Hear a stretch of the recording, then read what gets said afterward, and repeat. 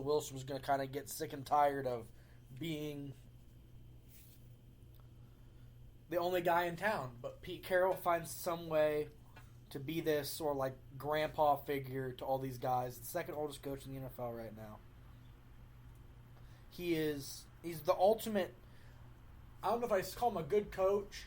He is very much a cheerleader, which is something that I've heard people say about Mike Tomlin, and that's apparently a derogatory term towards Mike Tomlin, who's just not a very good coach.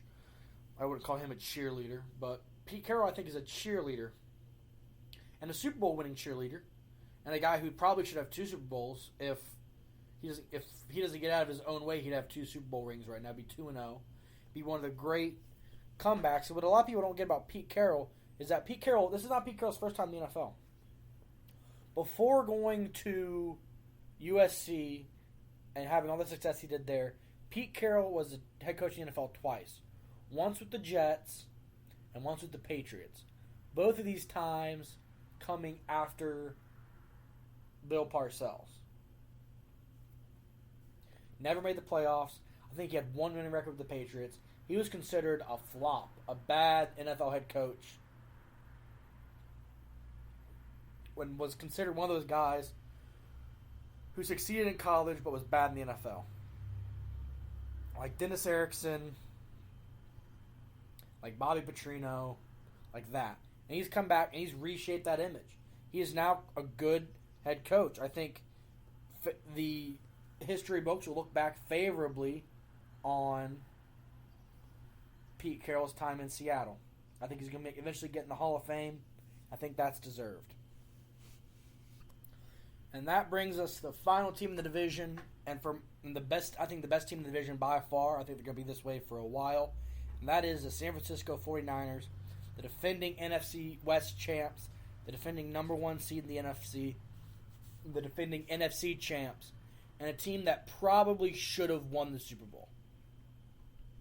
Should have won me $2,000. The last time we were here together, we talked about this.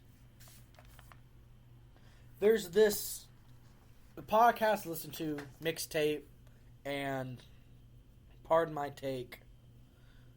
They talk about Kyle Shanahan like he's not a good coach. They talk about Jimmy Garoppolo like he's just a waste of space.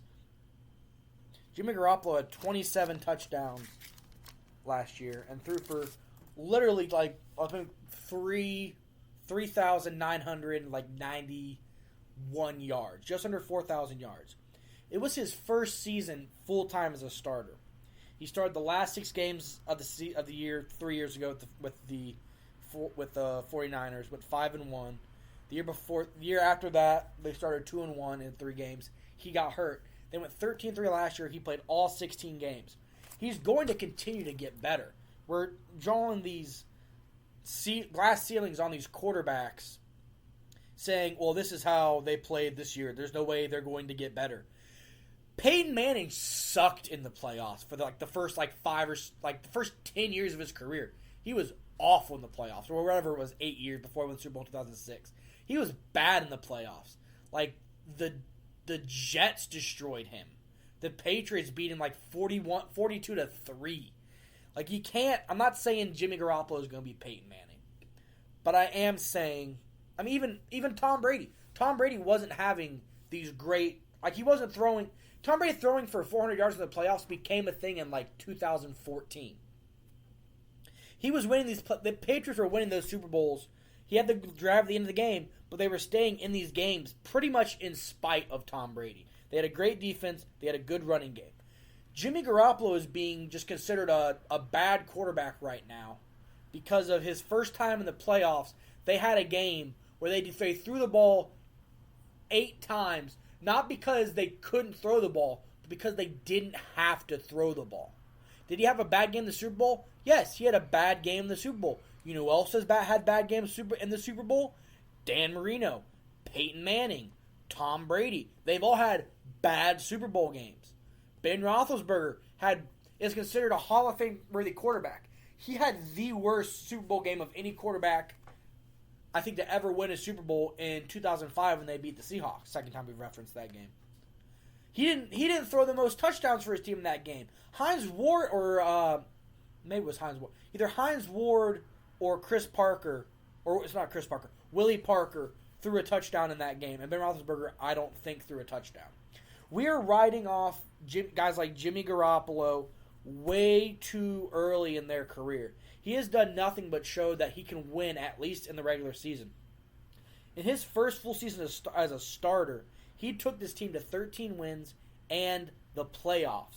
We are underselling that so much just because he played a bad game Super Bowl.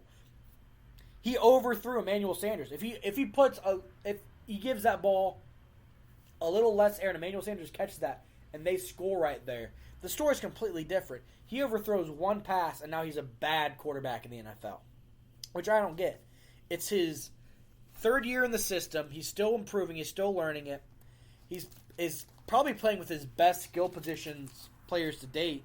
You got the three-headed monster, or Jeff Wilson's still there, I guess.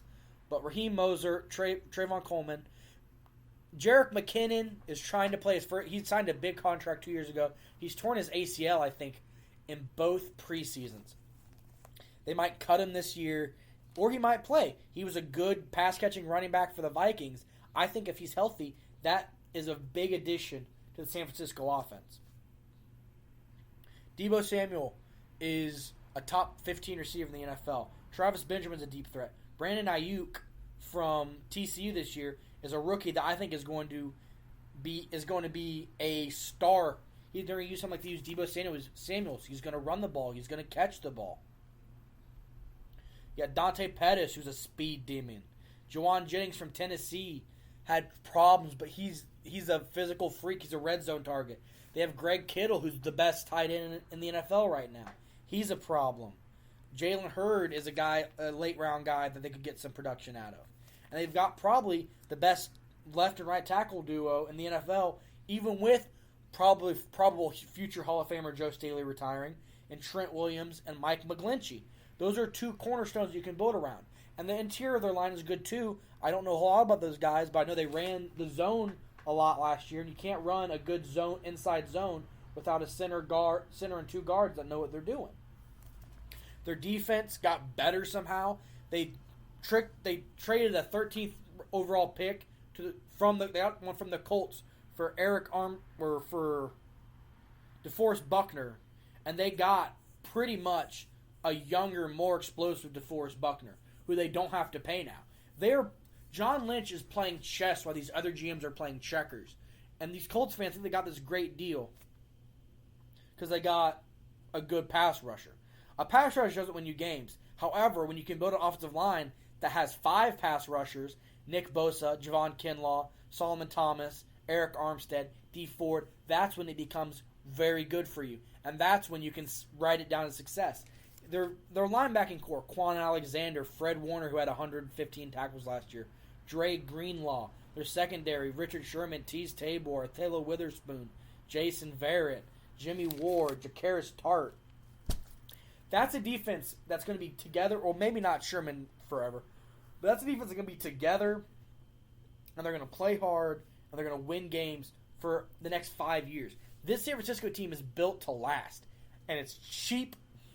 They don't have to pay Bosa for a while. They don't have to pay Kinlaw for a while. They're not going to pay Solomon Thomas. D Ford's expensive, but that's about it on that defense that's expensive.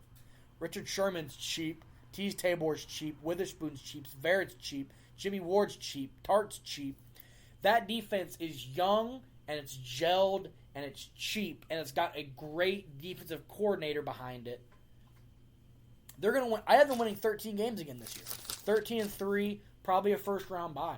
I think they might go back to the Super Bowl this year. I think the 49ers are that good. Robbie Gould back at kicker. Bears fans. The 49ers are that good. I could see them going back to the Super Bowl this year. I'm not going to call it, but I think they're going to go back. I think they're going to be in contention for that again. They're going to be far and away the best team in this division.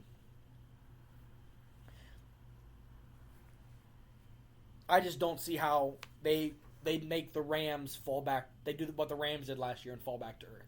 Because they're not built like the Rams. It's not a system. The zone read has worked in the NFL.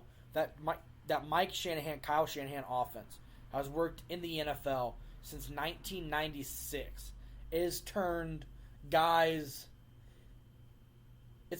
like Lee Suggs, Mike Anderson, Tatum Bell, Reuben Drones, Alfred Morris. It's turned guys like that into 1,000-yard rushers.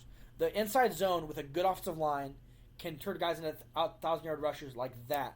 Trent Williams, who played for Mike Shanahan and Kyle Shanahan when they were both in Denver, or both in Washington.